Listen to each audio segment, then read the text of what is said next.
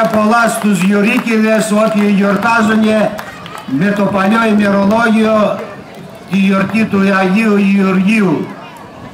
Σαν μέλος του συλλόγου μας θέλω να πω μεγάλο μπράβο στη διοίκηση του συλλόγου μας και στο πρόεδρό μας, τον Γιάννη Παπαδόπουλο.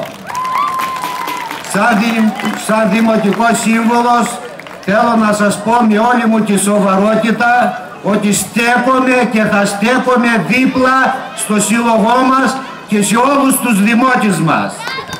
Ήδη έχω κανονίσει με τον δήμαρχό μας, με τον Χρήστο τον Παππού, αυτό το καλοκαίρι που μας έρχεται να βάψουμε το κτίριο τη στέγη των Ποντίων.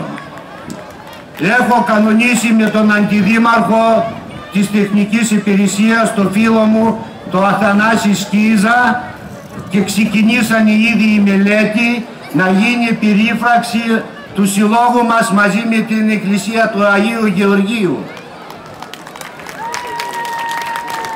Μόλις θα πραγματοποιηθεί αυτό το έργο, θα πραγματοποιηθεί η επιθυμία του Δημάρχου μας για να τοποθετηθεί το μνημείο που θα συμβολίζει την ιστορία του ποντιακού ελληνισμού.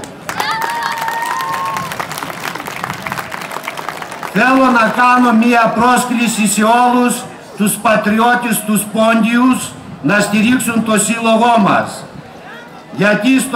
Γιατί ο σύλλογός μας διαθέτει πολλές δραστηριότητες.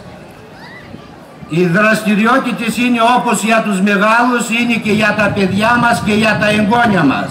Μέσα στο σύλλογό μας, όλοι μας και εμείς οι μεγάλοι θα μαθαίνουμε την ιστορία μας, τα ένθιμά μας, το πολιτισμό μας, τη γλώσσα μας. Πάλι Χριστός Ανέστη, χρόνια σας πολλά και ο Άγιος Γεώργιος να μας έχει όλους καλά. Καλή διασκέδαση.